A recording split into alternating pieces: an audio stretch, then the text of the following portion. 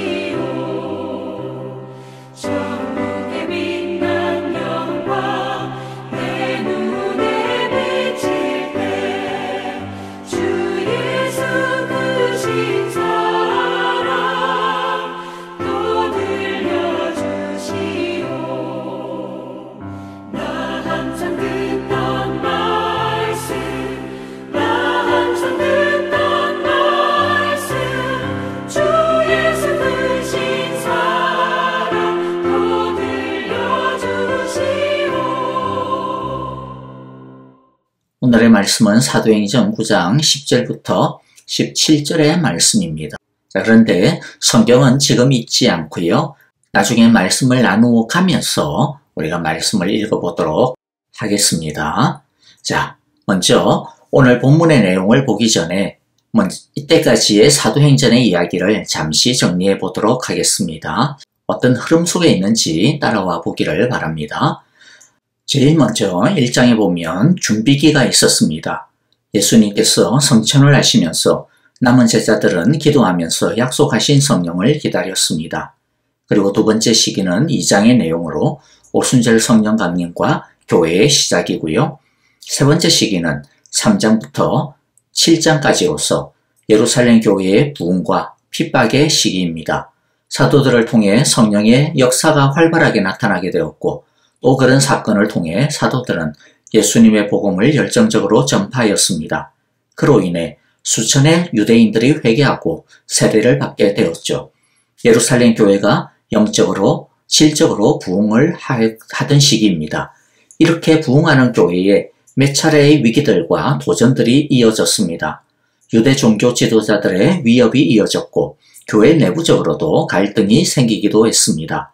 그러나 사도들을 중심으로 예루살렘 교회는 내외적인 위기들을 지혜롭게 또 성령 충만하여 담대하게 헤쳐나갔고 그것으로 인하여서 도리어 교회는 더 단단하게 되고 영적으로 양적으로 계속 성장하게 되었습니다. 그런데 7장에 굉장히 중요한 큰 전환점이 내어지는 사건이 나타나게 되는데 스데반 집사의 순교죠. 스데반 집사의 순교를 기점으로 유대교는 교회에 대해 공세적인 핍박을 가해오기 시작을 합니다. 그리고 네 번째 시기는 8장부터 12장으로 흩어지는 교회와 이방 선교의 준비기입니다. 예루살렘 교회 성도들은 예루살렘을 떠나 유다와 사마리아와 또 다른 지역으로 흩어지게 되었습니다. 그리고 이 흩어짐으로 인해 교회는 중요한 전환을 맞이하게 되는데 그것은 복음이 예루살렘과 유다를 벗어나서 사마리아와 유대 주변의 이방 지역으로 확장되기 시작을 했고 또 세계 각국에 자기 고향으로 돌아가는 성도들을 통해 복음이 세계 각지로 뿌려지게 되었다는 것입니다. 그래서 8장부터 지금 계속 이어지는 내용의 제목을 붙이자면 뿌려지는 복음이라고 할 수 있겠습니다. 이 단락의 내용을 좀 더 살펴보면 8장은 빌립을 통한 사마리아 교회의 개척, 9장은 사울의 회심과 준비, 즉 이것은 사울이라는 한 개인의 준비가 아니고요. 사도행전 전체 내용으로 보면 이방 선교를 위한 준비라고 할 수 있습니다. 그리고 9장 후반부부터 10장 18절까지는 베드로를 통한 이방인 전도가 나오게 되고요. 특히 10장에서의 사도 베드로의 변증은 앞으로 전개가 되어질 할례받지 않은 이방인의 회심과 구원에 대한 신학적인 토대를 닦아주는 부분으로서 이것을 통해 교회가 예루살렘과 유대와 사마리아를 넘어 본격적으로 온 열방을 향해 온 세상을 향해 더 깊은 이방 세계를 향해 뻗어나가는 첫 단추가 깨어지는 사건이 됩니다. 그리고 10장 19절 이후 드디어 이방 세계 최초의 교회인 안디옥 교회의 개척 이야기가 시작됨으로써 사도행전은 또 다른 획기적인 전환점을 맞이하게 되어 지리적인 무대도 이제 예루살렘에서 벗어나 이방 세계로 또 이때까지 베드로와 사도가 주인공이 되고 중심이 되었던 그 이야기에서 이제 사도 바울이 중심 인물로 바뀌어지게 됩니다. 그래서 계속 이어지게 될 9장과 또 10장의 내용이 사도행전 전체 흐름 속에서 우리가 어떤 위치 속에서 지금 말씀을 보고 있다라고 하는 것을 이해하면서 말씀을 따라가면 좋을 것 같습니다. 자, 이제 계속해서 사울의 회심과 사도로서의 준비 과정을 살펴보도록 하겠습니다. 지난 시간 9장 첫 부분에서 다마스쿠스 성문 앞길에서 주님께서 밝은 빛 가운데 사울을 찾아와 주신 것을 보았습니다. 그로 인해 사울은 3일 동안 눈이 어두워지게 되었습니다. 다른 사람의 손에 이끌려서 다마스쿠스 성 안으로 들어온 사울은 9절에 보니 사흘 동안 앞을 보지 못하는 상태에서 먹지도 않고 자지도 않았습니다. 그 3일 동안 사울은 11절에 보니 기도하고 있었습니다. 빛 가운데 말씀하신 예수님의 말씀을 그는 계속 묵상했을 것입니다. 진짜 예수가 메시아인지 하나님의 아들인지 예수님이 정말로 누구이며 예수님이 하신 일이 어떤 일인지 비록 성경에는 그 자세한 내용이 나오지는 않지만 분명히 그는 이 3일 동안 기도하면서 이 문제를 집중적으로 파고들었습니다. 이제 10절부터 17절의 말씀을 우리가 이제 보게 되어질 텐데요. 그 주제를 잡자면 의심하고 불안해하는 아나니아의 생각을 바꾸어 주시는 주님, 아나니아의 선입견과 틀을 깨트려 주시는 주님이라고 잡아볼 수가 있습니다. 10절과 11절에 보면 다마스쿠스에 아나니아라는 주님의 제자가 있었는데 주님께서 환상 가운데 그를 찾아오셔서 사울을 찾아가라고 하십니다. 그런데 13절과 14절에 보니까 아나니아는 처음에는 깜짝 놀라죠. 왜냐하면 사울이 그동안 교회를 얼마나 핍박했는지 뻔히 알고 있고 또 그가 성도들을 잡아가려고 다마스쿠스에 왔는데 왜 그에게 가라고 하시냐고 반문을 합니다. 그러나 의심하고 두려워하는 아나니아에게 주님은 15절, 16절에서 분명히 말씀을 합니다. 한번 보면요. 15절 주님께서 그에게 말씀하셨다. 가거라. 그는 내 이름을 이방 사람들과 임금들과 이스라엘 자손들 앞에 가지고 갈 내가 택한 내 그릇이라. 그가 내 이름을 위하여 얼마나 많은 고난을 받아야 할지를 내가 그에게 보여주려고 한다. 자, 그러자 아나니아는 이제는 더 이상 군소리하지 않고 주님의 말씀에 순종하여 사울을 찾아갔어. 그에게 손을 얹어 주님께서 일러주신 대로 선포를 합니다. 17절에 보니까 형제 사울이여 그대가 오는 도중에 그대에게 나타나신 주 예수께서 나를 보내셨소. 그것은 그대가 시력을 회복하고 성령으로 충만하게 되도록 하시려는 것이요 하고 말하였다.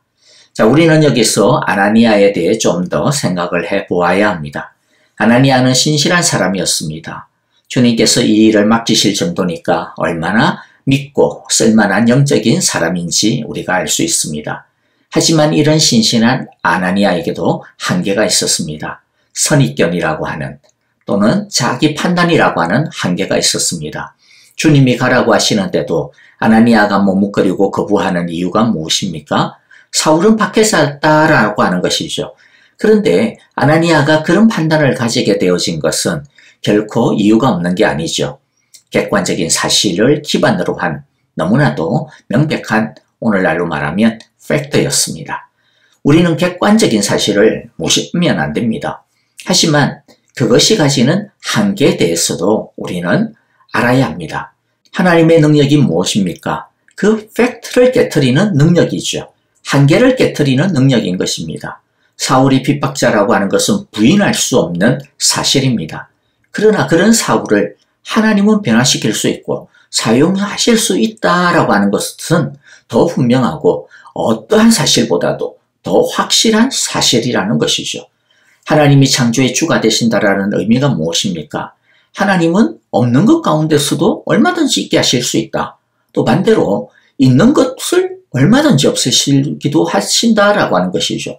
우리도 아나니아처럼 하나님께서 무엇을 말씀하실 때 객관적인 사실 때문에 이때까지의 해왔던 경험 때문에 이때까지 해보니까 이런 거는 안 되고 이때까지 살아온 결과는 저런 사람은 또 무지가망이었고 뭐 이런 등등의 이렇게 하나님의 말씀을 우리 자신의 선입견과 판단으로 제한시키는 경우가 없지 않아 있습니다. 거기에는 다 타당한 합리적인 이유가 있어요. 그래서 하나님의 말씀을 튕겨내는 겁니다. 그런데 여러분 그렇게 다 튕겨내버리면 말씀으로 어떻게 변화가 될 수가 있겠습니까?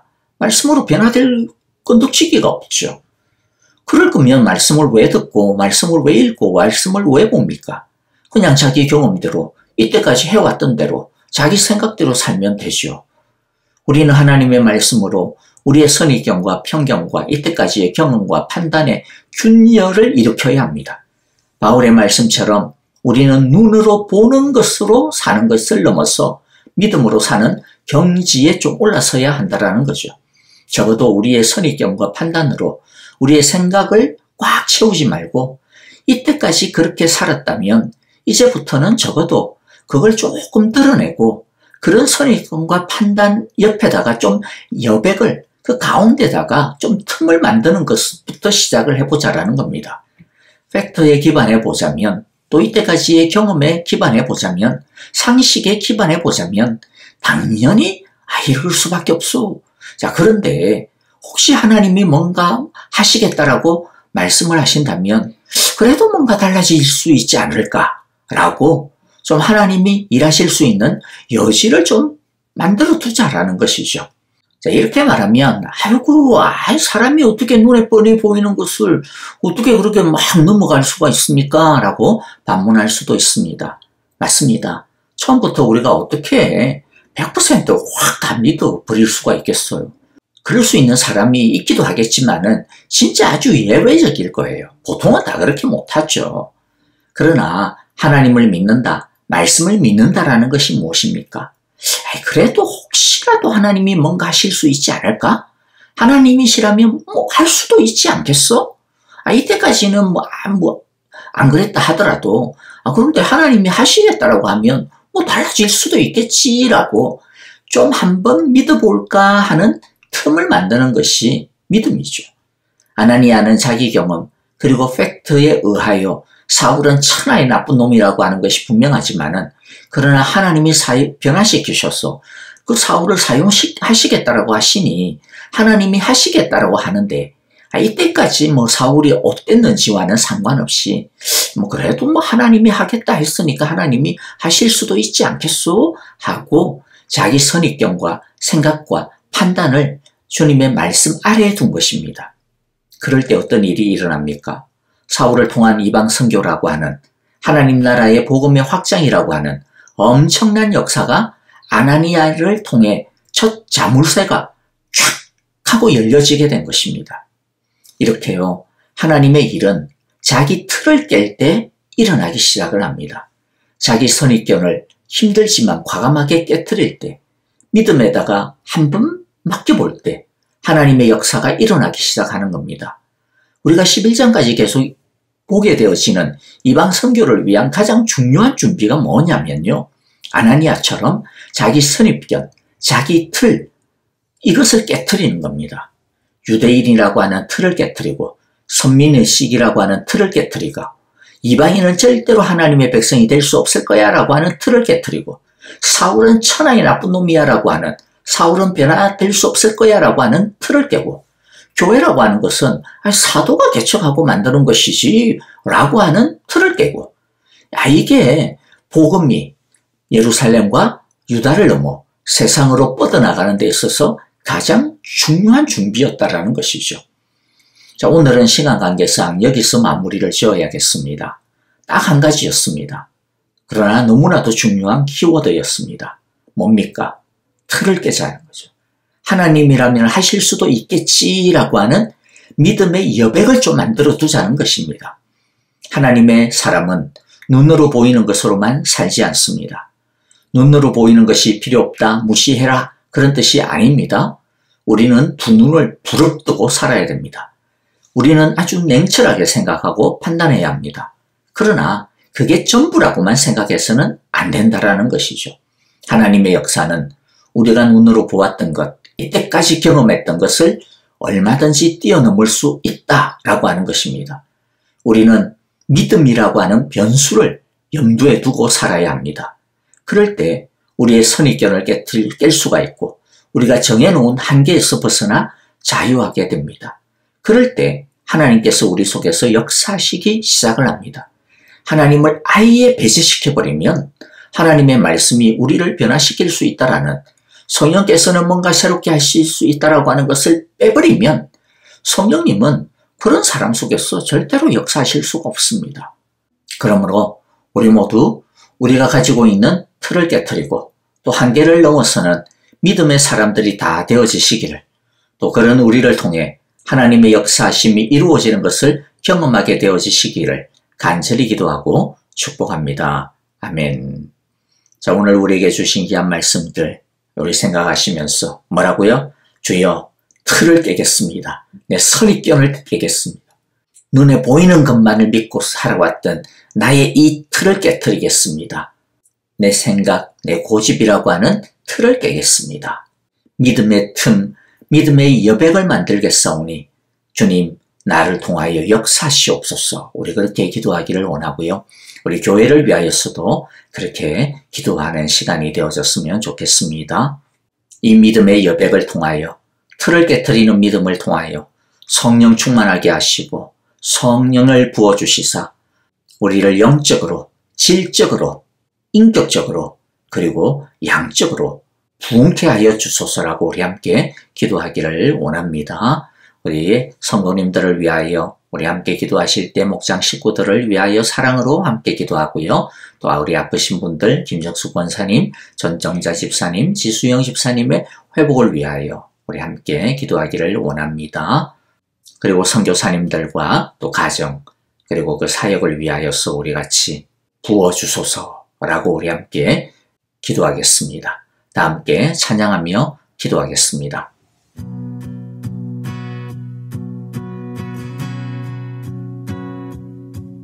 내가 소망하는 아버지 나라 주님 오시는 그날 완성되리. 우린 고대하네 주님 오시는 그날을. 마라나타. 비록 부족함과 슬픔 많아도 주를 알아갈 때 참 만족인데 우린 기대하네 주님 오시는 그날을. 마라나타.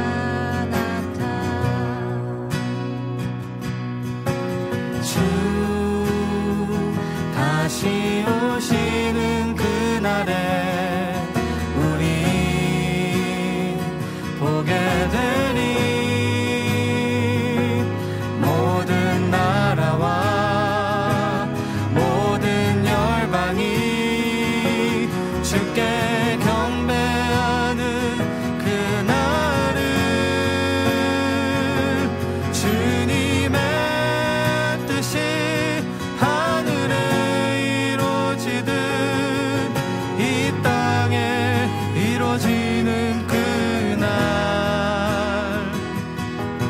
모든 아픔 모든 눈물 모두 씻겨지리. 부활의 영광 이 땅에 이루어질 때 새 노래로 찬양하리라. 주를 향한 주를 위한 승리의 노래를 선포하리.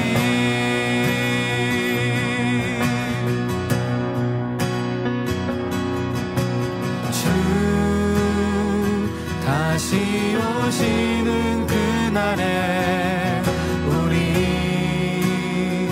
보게 되니 모든 나라와 모든 열방이 주께 경배하는 그날을.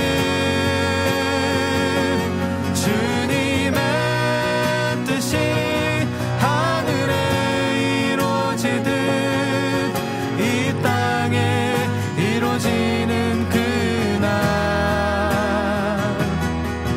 모든 아픔 모든 눈물 모두 씻겨지리. 부활의 영광 이 땅에 이루어질 때 새 노래로 찬양하리라. 주를 향한 주를 위한 승리의 노래를. 주님의 뜻이 하늘에 이루어지듯 이 땅에 이루어지는 그날. 모든 아픔 모든 눈물 모두 씻겨지리. 부활의 영광 이 땅에 이루어질 때 새 노래로 찬양하리라. 주를 향한 주를 위한 승리의 노래를